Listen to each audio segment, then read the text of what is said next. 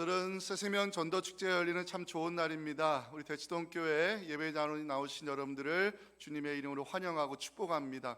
옆에 계신 분들에게 환하게 인사했으면 좋겠습니다. 하나님이 당신을 사랑하십니다. 한번 인사하실까요? 하나님이 당신을 사랑하십니다. 하나님 당신을 사랑하십니다. 오늘 우리가 살펴볼 본문의 말씀, 한 관원이 주님께 나와 질문을 던지는 장면으로 시작하고 있습니다.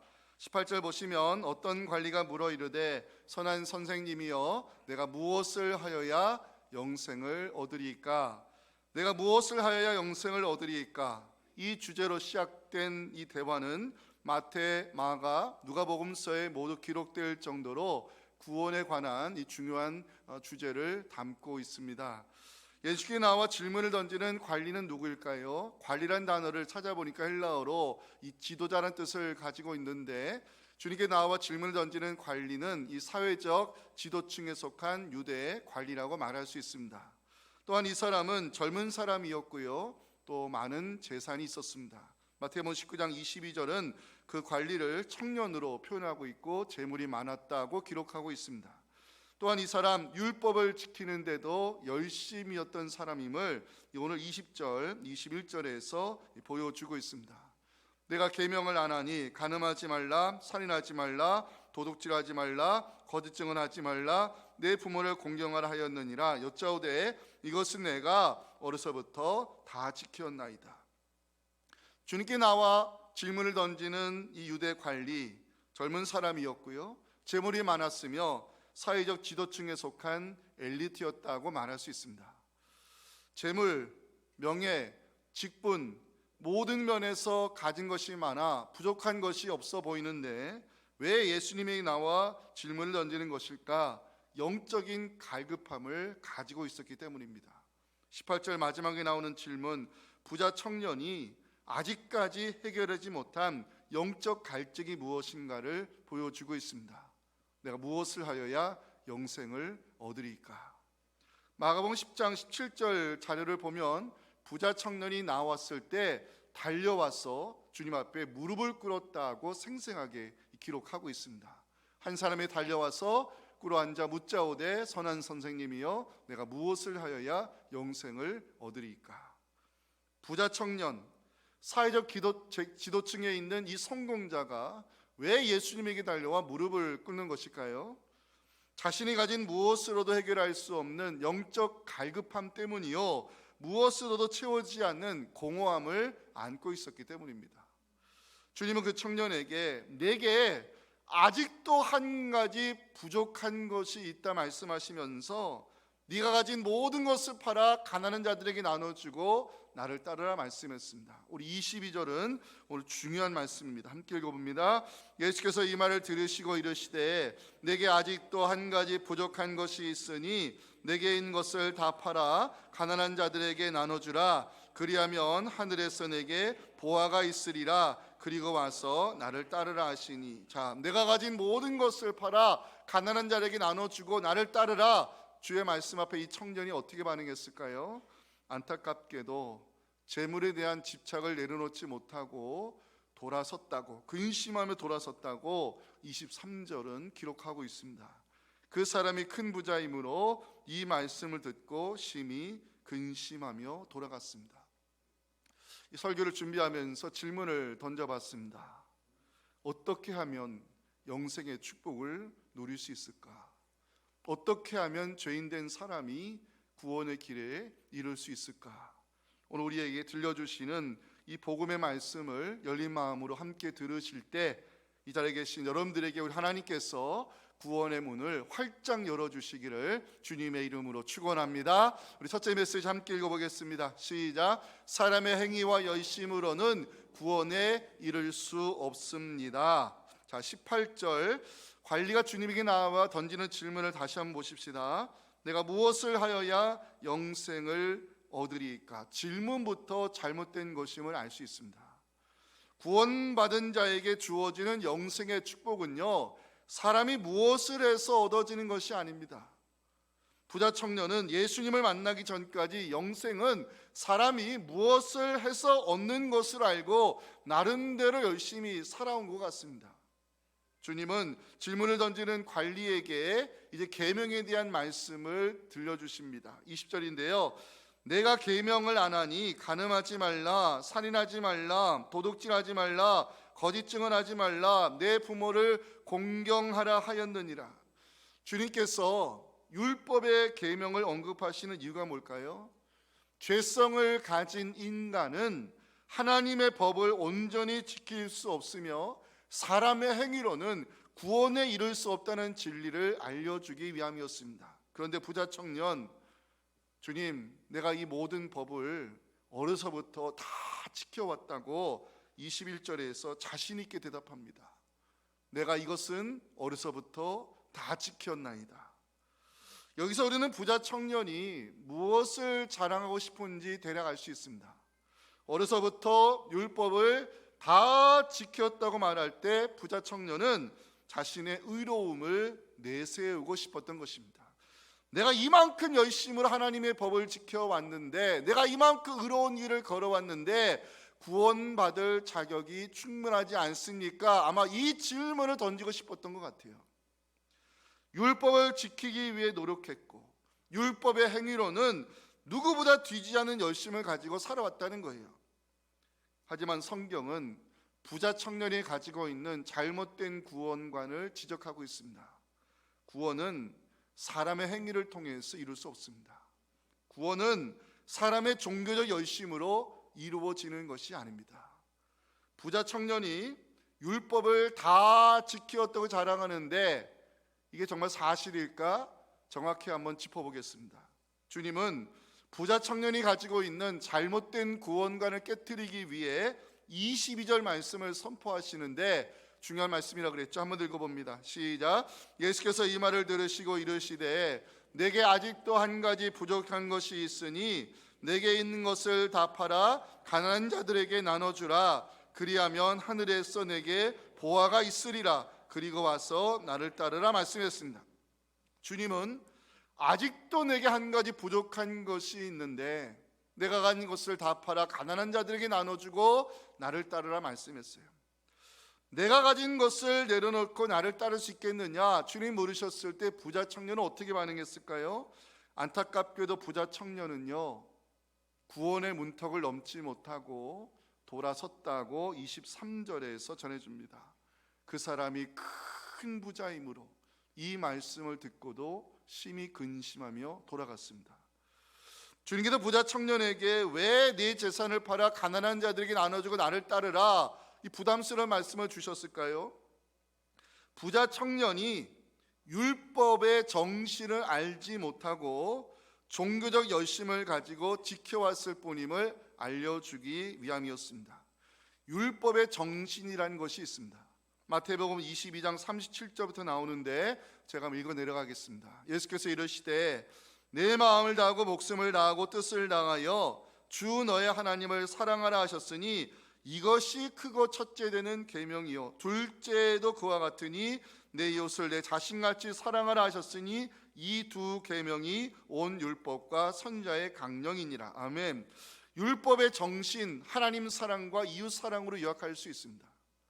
주님께서 내 재산을 팔아 가난한 자들에게 나누어 주라 말씀했을 때 이 부자 청년이 심히 근심하고 돌아갔다는 것은 율법의 근본 정신도 알지 못한 채 자신이 의롭다 생각하는 법들만 골라서 열심으로 지켜온 증거라고 지적하지 아니할 수 없습니다.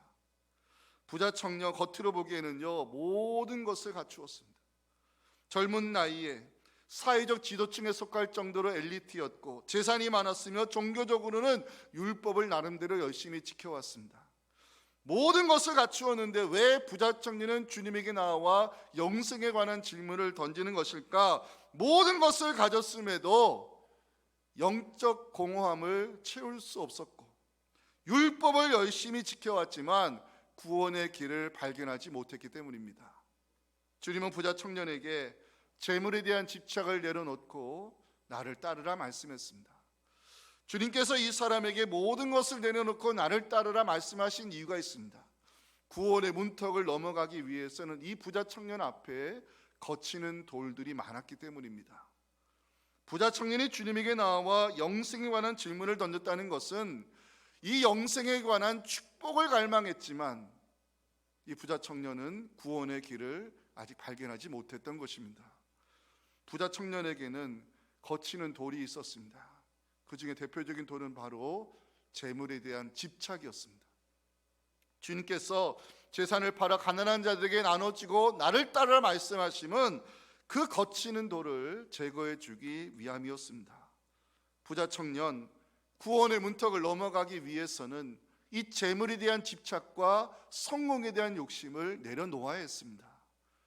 젊은 나이에 사회적 지도층에 속한 유대 관리 엘리트가 됐다. 성공의 자리에 오르기까지 얼마나 치열하게 살았을까 짐작할 수 있습니다. 젊은 나이에 재물이 많았다. 돈을 모으는데 얼마나 열심히 있었는가를 알 수 있습니다. 하지만 부자 청년에게 재물과 성공은 오히려 구원의 문턱을 넘지 못하게 만드는 거치는 돌이었습니다. 재물에 대한 욕심과 성공에 대한 집착, 오히려 하나님 나라에 들어가지 못하게 만드는 방해물이 될 수 있음을 주님은 오늘 본문 24절, 25절에서 말씀하고 있습니다. 함께 읽어봅니다. 시작. 예수께서 그를 보시고 이르시되 재물이 있는 자는 하나님의 나라에 들어가기가 얼마나 어려운지 낙타가 바늘귀로 들어가는 것이 부자가 하나님 나라에 들어가는 것보다 쉽다고 말씀했습니다.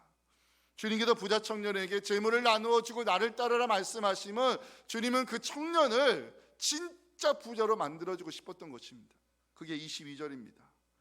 내게 있는 것을 다 팔아 가난한 자들에게 나눠주라. 그리하면 하늘에서 내게 보화가 있을 것이다. 하나님 주신 것을 하나님의 뜻대로 나누어주면 하늘에서 상급이 있을 거라고. 눈에 보이는 재물은 사라질지언정 하늘의 보화가 쌓이는 진정한 부요함의 원리를 주님께서 여기서 가르쳐 주셨어요.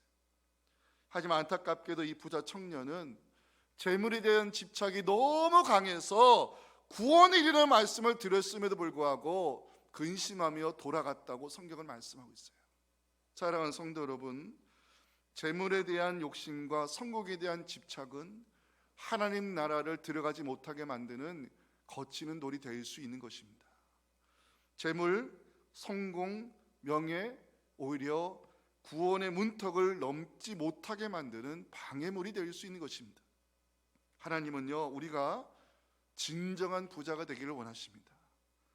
새로운 부자는 하나님 주신 것을 나누어 줌으로 하늘의 보화를 쌓는 사람입니다. 나눔과 섬김을 통해서 우리는 하늘의 진정한 부요한 자로 세워질 수 있음을 꼭 믿으시고 하나님 나라에서 진짜 부자로 영생의 축복을 누리며 살아가는 우리 모두가 될 수 있기를 주님의 이름으로 축원합니다. 자, 우리 두 번째 메시지 함께 읽어보겠습니다. 오늘의 복음입니다. 시작. 하나님이 예수 그리스도를 통하여 하신 일을 믿을 때 구원에 이를 수 있습니다. 자, 안타깝게도 부자 청년 근심하며 돌아갔을 때 주변에 있는 사람들이 그 장면을 묵고 가면서 적지 않게 놀랐습니다. 그리고 질문을 던지기 시작합니다. 26절입니다.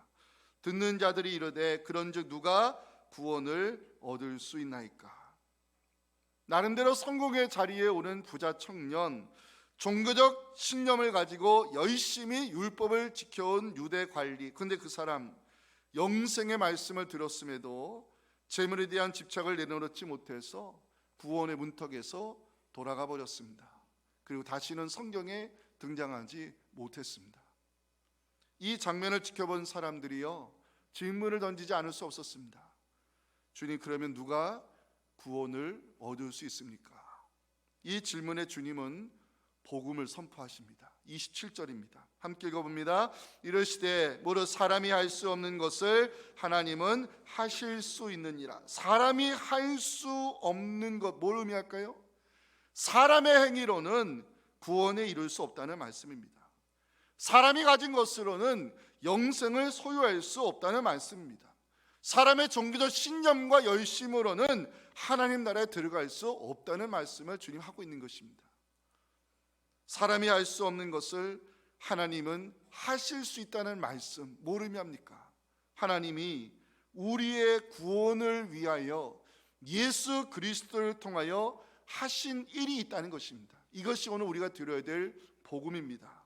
먼저 하나님은 우리를 구원하기 위해서 하나뿐인 독생자를 세상에 보내주셨습니다. 성경 66권 가운데 복음 중에 복음은 그 유명한 요한복음 3장 16절 말씀입니다. 다 외우시겠지만 함께 읽어봅니다. 시작. 하나님이 세상을 이처럼 사랑하사 독생자를 주셨으니 이는 그를 믿는 자마다 멸망하지 않고 영생을 얻게 하려 하심이라. 아멘. 하나님 왜 하나뿐의 아들을 세상에 보내주셨을까요? 예수 그리스도를 믿을 때 구원의 역사가 일어나기 때문입니다.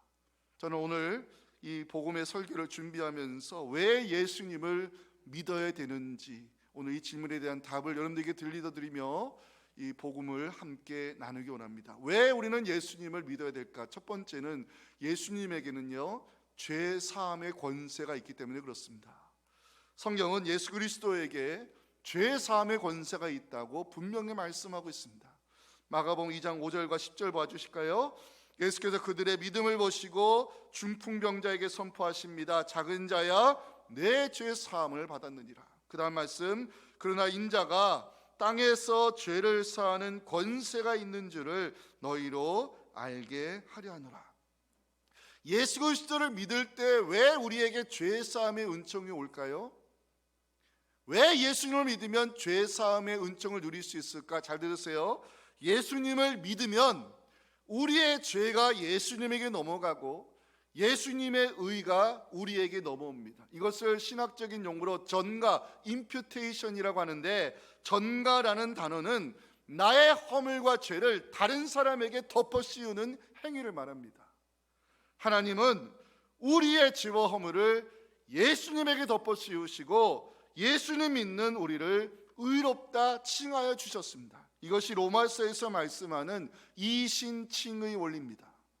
이신칭의, 사람이 의롭다함을 얻는 것은 행위로 되는 것이 아니라 예수 그리스도를 믿을 때 나의 죄가 예수님에게 넘어가고 예수님의 의로움이 우리에게 넘어와 예수 믿는 우리를 하나님이 의롭다 인정하여 주시는 것, 이게 성경이 말씀하는 이신칭의 복음입니다. 로마서 3장 28절을 우리의 믿음으로 다 함께 읽겠습니다. 시작. 그러므로 사람이 의롭다 하심을 얻는 것은 율법의 행위에 있지 않고 믿음으로 되는 줄 우리가 인정하노라. 아멘. 두 번째, 왜 우리는 예수님을 믿어야 될까? 최후 심판으로부터 면제를 받을 수 있기 때문에 그렇습니다. 예수 그리스도를 믿으면 우리는 심판에 이르지 아니함을 요한복음 3장 18절은 약속하고 있습니다. 이제부터 읽을 말씀들은 모두 우리의 구원과 관련된 복음의 말씀입니다. 함께 읽어봅니다. 그를 믿는 자는 심판을 받지 아니하는 것이요 믿지 아니하는 자는 하나님의 독생자의 이름을 믿지 아니함으로 벌써 심판을 받은 것이니라. 아멘. 우리 할머니 시대, 옛날 시대 전도자들은요 북치고 장구치면서 떠들었던 한마디가 있어요. 뭡니까? 8글자, 예수 천당 불신 지옥. 다 알고 계시죠? 예수 믿으면 천당 가고 안 믿으면 지옥 간다. 원시복음인데 지옥이 어떤 곳이냐 아십니까? 지옥은 심판을 받은 사람들이 던져지는 장소를 지옥이라 말합니다. 예수님이 지옥에 대해서 말씀할 때 지옥은 던져지는 곳이라고 말씀했어요. 누가복음 12장 5절 보시면 지옥에 던져넣는 권세가 하나님에게 있으니 하나님을 두려워하라는 말씀을 하셨어요. 자, 하나님에게 뭐가 있다고요? 지옥에 던져넣는 권세가 있다 말씀. 이게 바로 하나님의 심판권 아니겠습니까? 던져넣는다고 하는데 왜 지옥을 성경은 던져넣는 곳으로 묘사하느냐? 잘 들으세요. 지옥을 설명할 때 이게 중국 성경에서 한글 성경이 번역되다 보니까 땅지자 감옥, 땅에 있는 감옥으로 우리가 많이 생각하지만 잘 들으세요. 원래 이 지옥이라는 단어를 예수님은 쓰지 않으셨어요. 헬라어 원문 성경을 보면 지옥으로 번역된 이 중국 한자는 원래는 게헨나로 되어 있어요.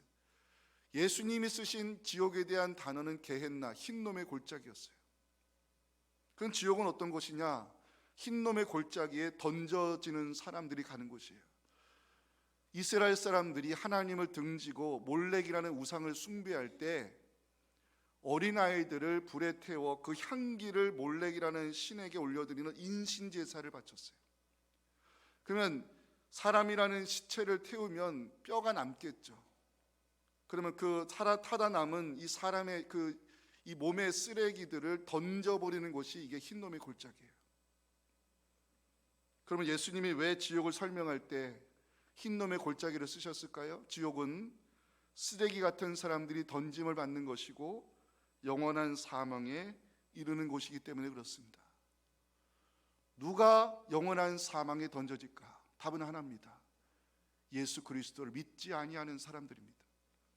요한계시록 21장 8절, 믿지 아니하는 자들이 불과 유황으로 타는 못에 던져질 것이니 이것이 둘째 사망 곧 영원한 사망이라고 성경을 말씀합니다.